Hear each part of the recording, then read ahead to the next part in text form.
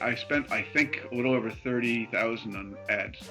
The average frame could take 20 minutes or so. I think his words were making it the worst animated movie ever. What do you think about the possibility of there being a sequel?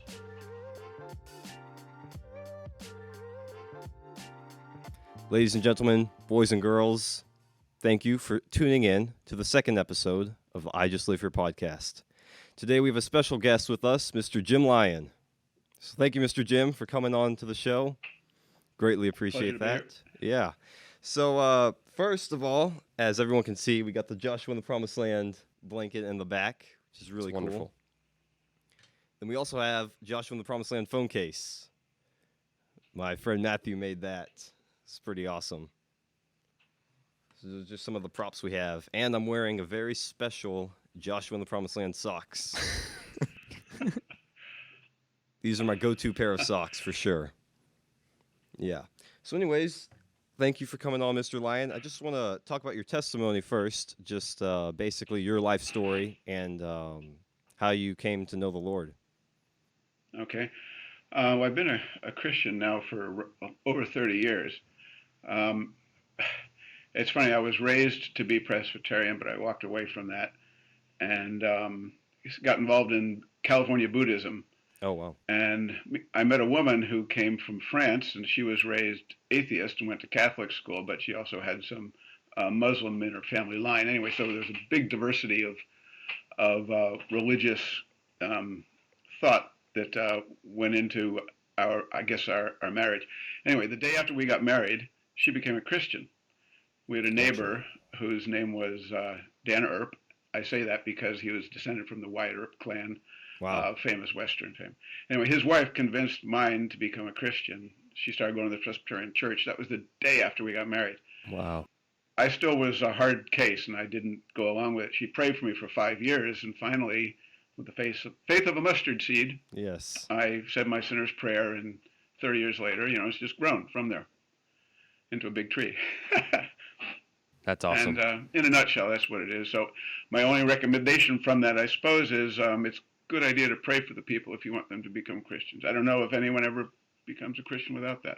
Yeah, I mean, we're all Christians. We believe in Jesus Christ and the gospel message, and that's really the only reason we have purpose in life is because of Christ and His payment He made for us on the cross. But yeah, that's incredible. So yeah, then second of all would be how you got into, I guess you consider it the film industry and then animation as well. So what led you to the film industry?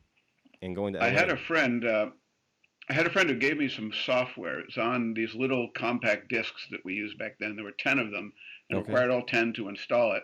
Something called 3D Studio Max. He told me it was a $3,000 program. He was giving it to me for me to use. Wow. I didn't realize at the time. I mean, I sort of knew that it was not a purchased. It was a pirated copy of the software. Oh, right.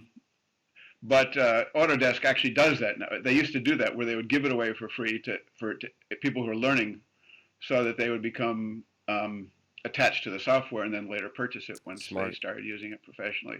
Nice. And that's actually what I ended up doing. I didn't have any training. I just taught myself how to use it, and it's very crude. I didn't learn very well. Unfortunately, I was not surrounded by 200 other animators who could give me tips on where you went wrong and where you went right and all that. And so, yeah, that segues into our next topic was on Joshua and the Promised Land.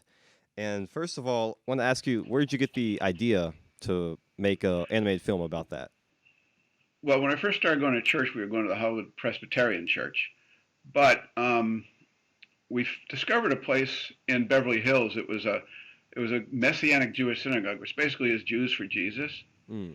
And to me, it felt like I was I wanted to go there because I liked the music, but also I wanted to reconnect or just connect with the history behind where the Bible came from. So I figured if these people worshiping Jesus, I can go worship them among the Jews. And that's what I did. I learned to worship in the Jewish way. So I was very influenced by Jewish culture and became kind of attached to it at that time in that way. And Joshua was a story from the Old Testament that seemed really, really difficult. No one would ever touch it because it involves basically a kind of genocide. Right. Back in the day when the world was a much more brutal place and everyone's hearts were a lot harder, I think. But I admired Joshua's courage. It just seemed like something I could jump into wholeheartedly Yeah. and focus on that. That's why I made him a lion. It's my last name, but also lions are a symbol of Gotcha. courage, Okay, that was gonna be my and that's second why I question, wanted but that. yeah, awesome. And also, I guess has to do And with the Lion of Judah. There's some correlation there as well. yes, And so my third question would be, or second here, what software and computer did you use? I think you touched on it a little oh, it bit, was but 3D Studio Max. At the time, I started with version one. Actually, it was just 3D Studio, and then they changed it to Max, and there was version one, two, and I got up to version three before and I basically did most of the movie that way. Although by the time I was done, I think they were up to five or six, but I wasn't upgrading at that point. I was just using. It wasn't a monthly subscription the way it is now. It was you can gotcha. just buy it outright Wow. and just use it. Nice. The one thing with my dad, when I showed him the movie, he said, "They don't have any hair. They should have hair." He had no idea how hard it was to render hair with one Right. computer. Oh yeah. For sure. Oh yeah. Yeah. And the computer, what computer did you use? So that was the software with the Yeah, it was just a PC, Okay. a single PC. In the last year, I ended up getting two more that were strictly for rendering. So I had like a three computer little render farm, so it took a Wow. third as much time And to how do it. long did it take to render that, like in total?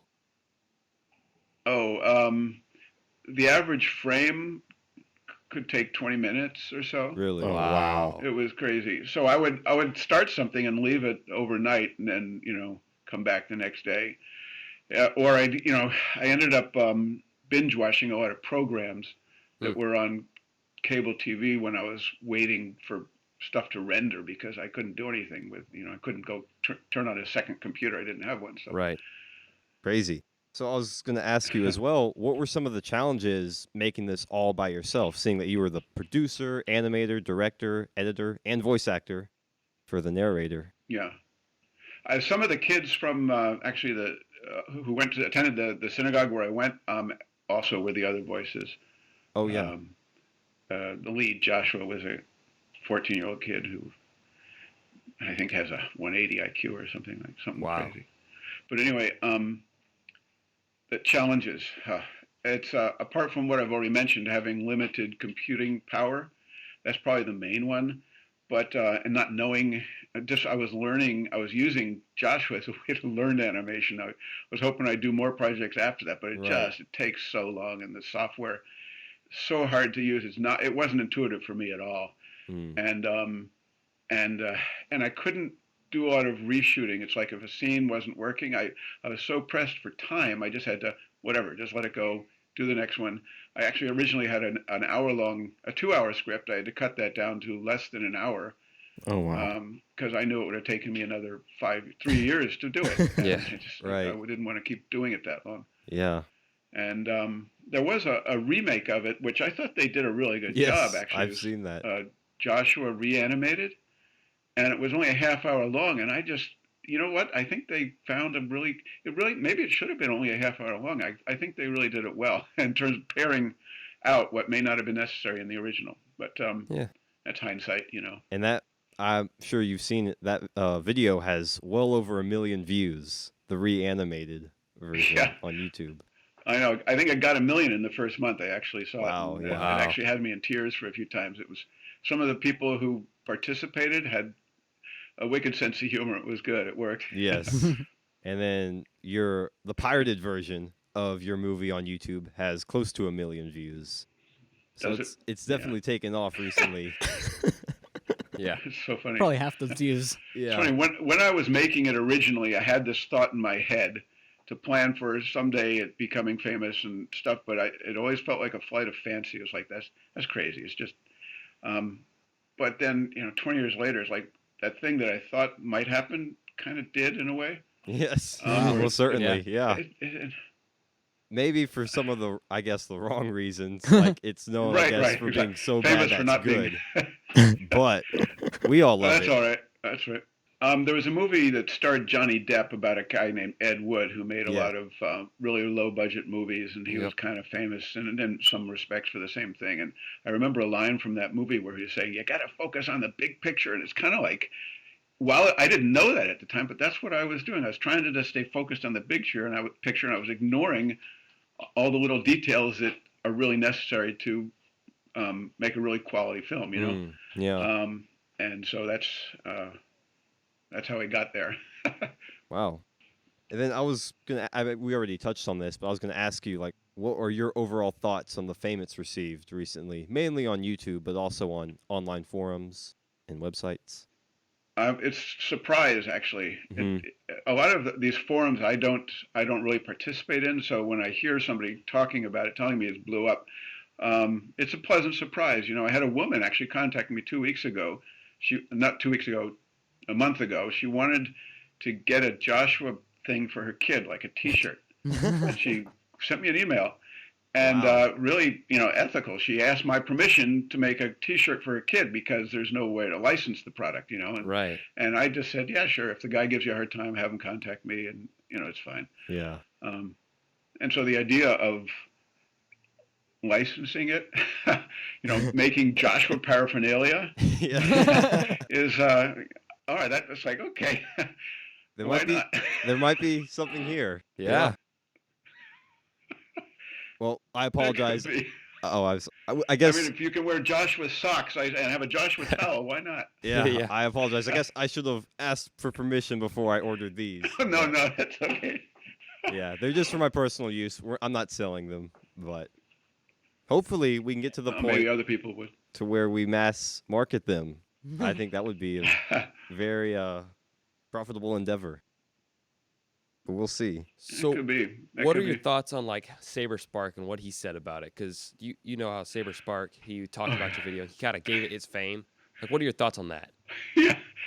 I know he gave it I think his words were making it the worst animated movie ever, which is kind of it's like, Harsh statement. it's almost like, yeah, it's, the whole so bad it's good kind of thing, which Right. it is backhanded, but it is a backhanded compliment in a way because it It stood is. out in a way. And so, it's just like, it's at first you don't want to hear that. You want people to love it, but Right. I knew when I sent it out that it was subpar, shall we say? Yeah. And I ended up making no money on it. I mean, I printed like 10,000 DVDs. That's all there are in the world, as far as I know, Wow. and giving most of them away every year and getting a tax break on it. And so my profit from it was not having to pay taxes for a couple of That's years. nice. That's I could awesome. deduct That's pretty good. the wholesale price of the software of the product. And so, I try to. People need to express themselves, and Saberspark is one of those guys. He's got a large following. So more power to him if he wants to do Right. If you could say anything to him right now, what would you say to him? that. To Saberspark or To anybody else? Saberspark, yes, to Saberspark. Oh, I'd say you want to go out for a drink. Let's Yeah. share a beer or something. We're hoping he is able to see this interview since he's basically brought Joshua from the Promised Land to fame. But yeah. Yeah, he kind of did, and I think he's got a couple million followers now, He doesn't does. he? He He's does, pretty yes, large. sir. Yeah. Yeah, very large. Yeah. Well, I'm working on something else now. I may send it to him. Yeah, that'd Really? be great. That'd be awesome. For sure. And we'll get touch on that in a moment. I was going to ask you about the soundtrack in that film. Who made it?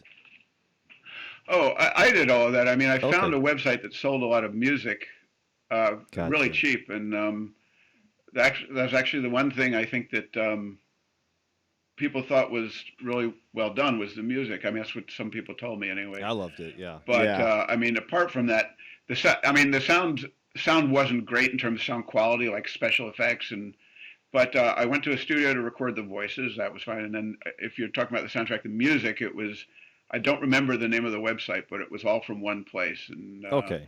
and they sold royalty-free music, and I just popped it in there where I thought it was appropriate. Nice. I have a question. How much money did you end up putting into all of this in the end? What did it all come out to? Oh, it's funny. I didn't spend that much making it. There were two computers. I had to buy 3D Studio Max, so roughly about $10,000 of my own money went into hardcore production values. There was the opportunity cost of doing this rather than something else. So you can add a value to that, to whatever salary you want to pay yourself a year. and say that's how much I spent by not working on something else. Yeah. And in terms of cash, the most money I spent was on promoting it after it came out Really? Wow. in the Christian press. Ah. Yeah. The ads were very expensive, Yeah. and I spent too much, and it was roundly rejected by most Christian booksellers. That's where I was targeting. We didn't sell very many, Yeah. and that was about it. So roughly, I spent, I think, a little over 30,000 on ads. So it was Wow. about $40,000. Yeah. But I didn't pay taxes for 3 or maybe 4 years. So I don't know, it kind of evened out. Nice. Yeah. Did you ever think of getting a billboard, or did you get one? Oh, I got those are, I don't know where I would put that, in Hollywood. Yes. In front of Tarantino's movie I did theater. I put some billboard ads in like Christianity Today and those kinds of places, trying to appeal to the Christian booksellers. That's basically the only advertising I did. I hadn't Gotcha. thought of going beyond that. Billboards are usually for theatrical releases, though. Sometimes they do them Right. nowadays for TV and DVD. We did air on a. We went in rotation for a couple of months on. I forgot the name of the network. It was a satellite-only network that was popular at the time, and they've since merged with somebody else. So I did get that out of it. That's in terms cool. Of, showing. Nice. Although they didn't pay me anything. Yeah, and so my last question on Joshua and the Promised Land is, what do you think about the possibility of there being a sequel? Now, I know they have the reanimated, but the sequel. Right. I was trying to think what the sequel would be if that were ever to be. I mean, I did go through it in my head, and it's like the conquest of the Promised Land, I guess. Recapturing the Promised Land. Right. And that would involve the Philistines. It would come into play with what's going on with Israel and Palestine right now, I think. Yeah. Right. So it would be controversial, to say the least. But it could, it's like I wanted to handle, when I originally did it, one of the toughest stories is because it is a bloody story from the Old Testament. And there is an approach to it that you can take that glorifies God, which is the whole point. I mean, Right. Yeah. An idea I had was Joshua and the 2020 election. Well, that would have the advantage of being funny. I mean, that would Yeah. We may ruffle a few feathers, but it's an idea. We'll see. be. Or the 20. Wow, how would you? So you'd mix. I imagine. I don't know. You have to do something about vote fraud, I guess, or mail-in Yes, sir, ballots, yes. or COVID, or something. You'd have He to who- touch on all that stuff. He who controls the ballot machine controls the power. Russia. Right. Yeah, we live in some wild times. Yes, What? we do. Anyways, our next topic was on your novels. I noticed you have 2 novels on Amazon. One being the Reliquary. Is that how you pronounce it? Reliquary, yeah. Reliquary, yeah. So, and then the other 70 AD. So I was going to ask you just to tell us a little bit more about that. Well, the Reliquary was originally conceived of as a script, and I was hoping Bruce Willis would play the lead. Wow. It's a heist movie with a redemptive theme to it, because I don't want to give it away, but basically they for sure, plan on yeah. going to Prague, of all places, to rob St. Vitus Cathedral of the. There's supposedly a relic in there that has the cloth from the Last Supper inside the vault at St. Vitus. Mm, Wow. And that's not what they go in to rob. They go in to rob the crown jewels. wow. But they also take this, and them having it in their presence has a profound impact on them. And so you get this redemptive storyline from the lead character by the time it's all over. That's crazy. And then on 70 AD, I noticed it's unavailable on Amazon. Yeah, that was. But Yeah, that. I didn't continue that. I did one book in that series, and it was basically a time travel thing where a bunch of people get trapped back in the past, and then they keep leaping. Their object is to get home, but they're leaping forward roughly 10, 20, 30 years at a time, trying to make their way home. Gotcha. And ended up abandoning it. It didn't feel. It felt like it was gonna not work. So I'm actually holding on to the time travel theme, but I'm doing something else now called Indestructible, which is an IP I'm developing, and that I'm borrowing a page from Christopher Nolan, who made the movie about where a guy lived his life going backwards through time. Tenet, yeah. And I'm actually, every episode of this Indestructible animated series, which I've started already, you go backwards in time. All right. Awesome. Yeah. Anyway. And so and I know we talked a little bit about this on the phone, but I was going to ask you, do you think novels are a dead art form, or is there any redemption for them in the future? I did mention, I think they're dying. I mean, it's mostly just genre fiction. Right. The people that mostly drive technology and entertainment are gravitating towards video games. And I think that's becoming an immersive reality. I think that's becoming sort of, if you accept that music is the highest form of art to which all other art forms aspire, the one that is coming closest right now, I think, is video games. Yep. I think it's surpassing movies and TV, and the novel, it'll be around forever, but it's just, they're not influential. There aren't any maybe, I mean, the most recent, I mentioned this to you on the phone, the most recent novel that you could say was influential was something like 50 Shades of Grey. Right. And to me, that's indicative that it's going downhill. I mean, we're not getting literature as cultural phenomenon anymore. Right. Yeah, and then I was going to ask about your future projects. I know you mentioned it a little bit, this new project you're working on. Oh, yeah, it's called Indestructible, and I'm trying to do it as a property where it goes into different media. I've actually created a board game called Indestructible. Nice. And I'm working on a series, which I'll probably just put on YouTube or something, I don't know, also called Indestructible. But basically, I'm calling them all Indestructible because I want there to be a consistency in people's identification with the intellectual property, but it also all deals with the world of angels. In the board game, it's a lot like Risk, the game Risk. Okay, yeah. With some major changes. But the series I'm making is also called Indestructible. And that's the one I told you about, Right. the guy going Yes, back sir. in time. Yeah. And I've got roughly the first 5 minutes done of the first script, which will probably be about 25 minutes long. And I don't know, there might be a way for me to show it to your audience at some point, but not right now. Right. Well, that'd be great. Do you have any idea as to when this will be finished, like the first season or first episode? The first episode, I'm not using 3ds Max anymore. I'm using Unreal, Oh yeah. which Oh, nice. is unreal because Yeah. it's like real time rendering. Right. That's good. Instead of waiting 20 minutes, it happens instantly. So Right. I can Yes. actually redo scenes that aren't working and go back and re-render them, and it takes a day to redo the whole scene. Yep. Which is great. And I'm also using AI on the voices, so I can actually act out all Nice. the parts myself and change my voice to sound like somebody else, and you'll never know it. That's cool. And that's only a stand-in. I would like to get to the point where it's real actors being hired to do that, but as Right. I'm making this prototype, that's the easiest way for me to work. I feel more like a novelist working in a visual medium because I'm kind of doing it all the way a novelist would, and that's creatively, it's very satisfying. And I'm getting more feedback than I did with Joshua, so hopefully it'll turn out well. Awesome. That's cool. I'll probably send it over to Saberspark, see what he says about it. Yeah, that'd be great.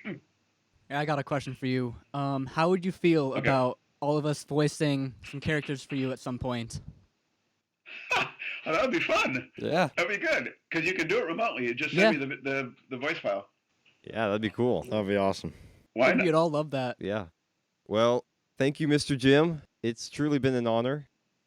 For all of us. Yes. It really I has. am so glad that we were Well, able you honor me. Thank you. Yeah, I'm so Yeah. glad we were able to interview you on all this.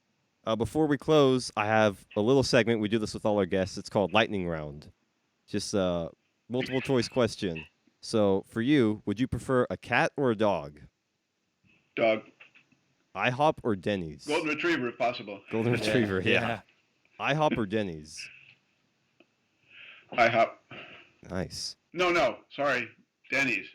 Oh, The okay. last time I went to IHOP, I got meat substitute that was not meat. Oh. I've never had that happen at Denny's. Oh, that's horrible. Yikes. Wow. Yeah. And then Gladiator or Braveheart? Ooh.